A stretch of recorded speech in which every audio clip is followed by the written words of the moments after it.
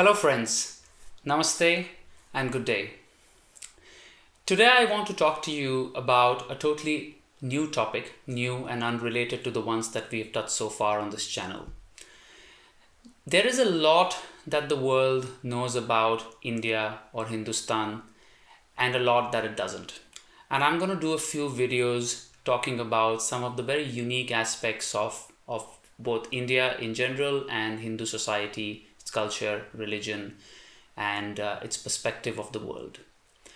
But I think in the first video, we need to cover a little bit about what we actually mean when we say Hindu. Is it a religion? Are we talking to the people who belong to India? Are we talking about the people who believe in a certain god? What is a Hindu? So let's spend the next 10 to 15 minutes answering this fairly fundamental question. So the first thing that's worth mentioning, and this might be a little surprising to some of you, is that there is no reference to the word Hindu in the ancient Indian texts such as the Vedas or the Gita. The Vedas do refer to something called the Sapta Sindhu. The Sapta Sindhu, which literally would mean the 7 rivers, Sindhu being the most important river of ancient India, also known as Indus in English, which is now in Pakistan. And Punjab, which is the state where all these rivers flow through today, which also literally means 5 rivers. There are a lot of theories about what happened to those 2 other rivers, but we won't get into that for now. That does find reference in the Vedas, Sapta Sindhu. And in fact, in the Zand Avesta, the Zoroastrian document, religious document from around 2,500 years ago, also refers to something called the Hapta Hindu, which is a corruption of the word Sapta Sindhu. If you want to find other written evidence of the word Hindu, the oldest document, it's actually not a document, it's an inscription from the time of Darius the Great. So he was the second emperor of the Achaemenian dynasty in Iran from, I'm thinking, somewhere in 2500 BC, so 6th century BC or something. Not 2500 BC, 2500 years ago, so something like 6th century BC. He also refers to the people, roughly, of northwest India as Hindus or Hindush in their pronunciation. So no reference to the word Hindu in our ancient texts. So what is the word Hindu?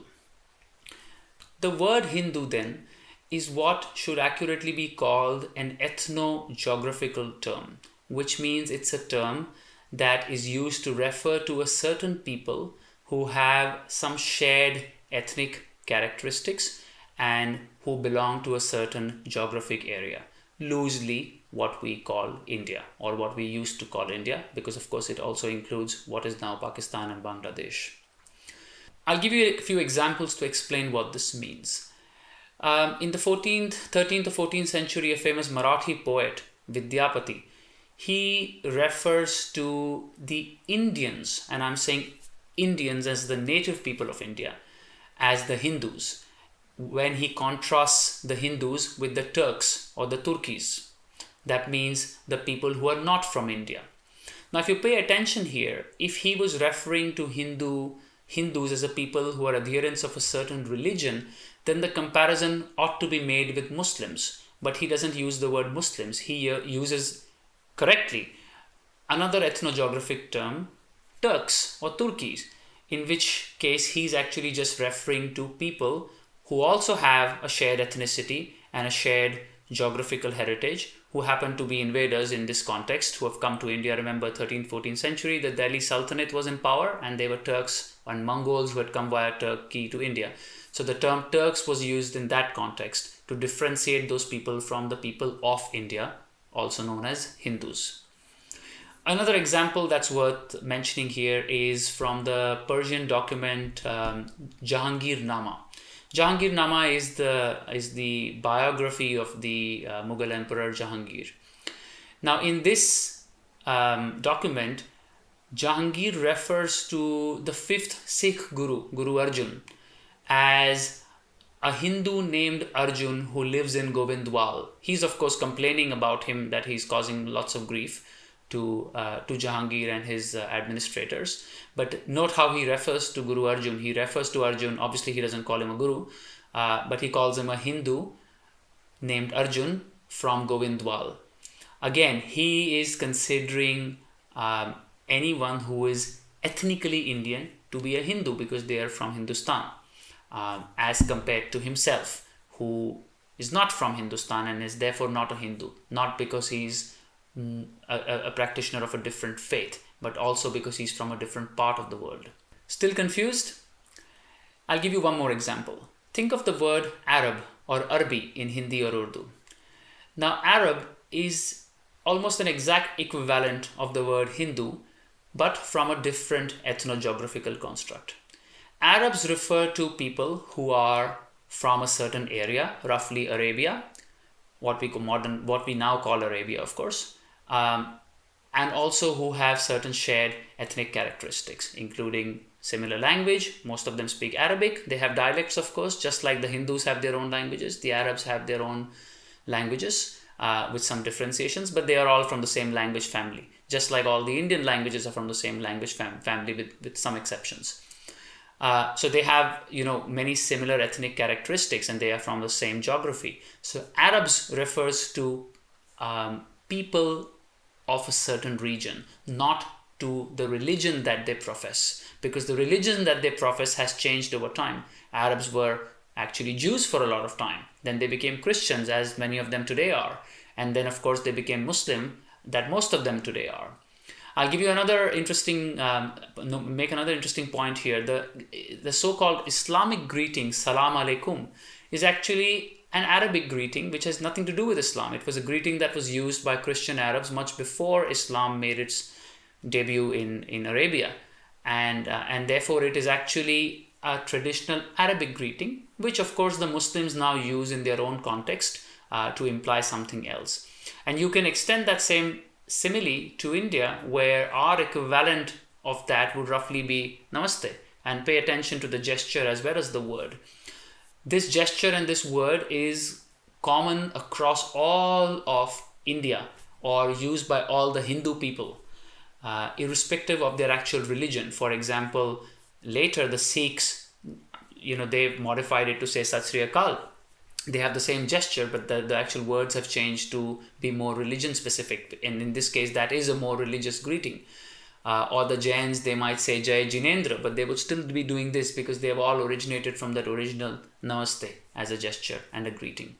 So the British inherited a lot of this, the administration from the Mughals. Of course, the Mughal dynasty was dying towards the end of the 17th century. British came in and they started codifying some of these laws. They were good at making institutions, so they designed personal laws for the Hindus and the non-Hindus. Hindus, again, here referred to everyone in India except the Muslims.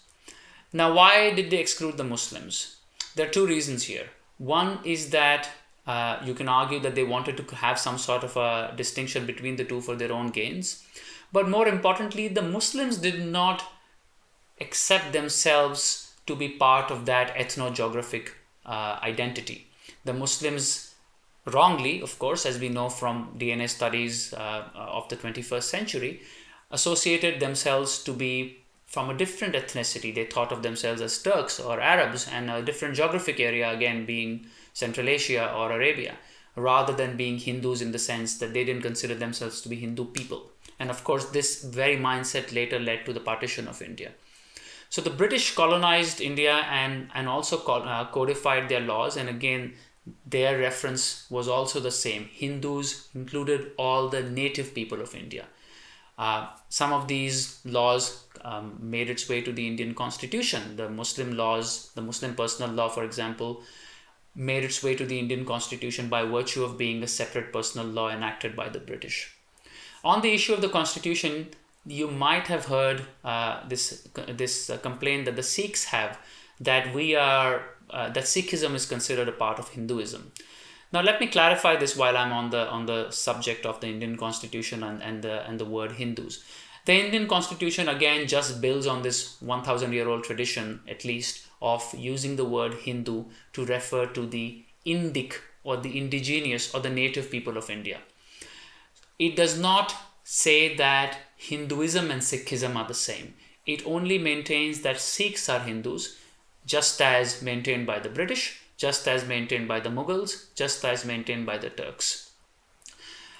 But it has no reference to Sikhism being the same as Hinduism. In fact, to the contrary, it recognizes Sikhism as a separate religion in two places in the Constitution. It's in Article 25, if you care to read it, and it grants the adherents of the Sikh faith special privileges. For example, they can carry a kirpan in places where others ordinarily wouldn't be allowed to. So, and also keep in mind that it's not the Constitution's job to define what a religion is or who the adherent of a religion is. But the Indian Constitution is the latest or the last in a series of documents that refer to the people of India or the indigenous people of India as Hindus. So I hope you are with me. I know this can be a little confusing. So this is an ethnogeographic term. Now this will lead us to the next question about where does Hinduism come in then? And I will be exploring this in the subsequent video, but I will touch on one point in this one, which is that think about the practitioners of Hinduism who are not from India, who were not from India. For example, the Balinese Hindus from Bali in Indonesia, or an even better example would be the Champas from Vietnam, who were Polynesian Hindus. So they had nothing to do with India or Hindustan or Bharat or Sapta Sindhu or anything of that. They just happened to accept some of the Hindu rituals and texts and became, you can say, converts into Hinduism of some sort, or were influenced by Hinduism, if I can use that word here for a second. So what I'm really arguing is that you can be a follower of Hinduism without being a Hindu. Just like Tulsi Gabbard today, who is a presidential candidate in the United States. People call her a Hindu. But she's not a Hindu because she has got nothing to do with the Indian or the Hindu ethnicity or the geography of India. She's never been here. She was obviously not born here. Her parents are not from here. She's from Hawaii. Mother's German, father's Polynesian Maori or something. But she is a practitioner of Hinduism. So this is another critical point that I'm making, which is that you can be a practitioner of Hinduism, or more accurately, one of the sects of Hinduism, because Hinduism itself, you can argue, is not a religion, and I'll talk about this in the next video. But that doesn't make you a Hindu. In conclusion, I mentioned a couple of times that Hindu is an ethnogeographic term, or more accurately, what's called in English a denonym. That is a term to refer to the people or the citizenry of a certain state or region. For example, Brits or French or Russians or Arabs, or you can find many, or Japanese or Chinese or Chini, as we would call them in Hindi. These are all denonyms, and Hindu is a denonym used just in the same breath to refer to the people of India. It is a frame of reference used by others, not by ourselves. You can substitute the word Hindu with Indian or Bharatiya or even Hindi, not the language Hindi, but Hindi is also used in the same context. For example, in the poem by Allama Iqbal, where he says, Hindi hai hum, watan Hindustan hamara. He's saying that we are Hindi or Hindu or Indian, whatever you want to call it, and that our land is Hindustan. And that really is the key point that I wish to make today. In the next sequel to this video, I would want to touch on a little bit about the difference then between Hindu and Hinduism, and firstly, if there is something called Hinduism, because that also muddles the waters further, especially when you look at Hinduism as a faith from an Abrahamic viewpoint, which it never was and never will be. But until then, I hope you enjoyed this video. If you did, please share your comments and feedback with me, and don't forget to subscribe to this channel. Thank you and namaste.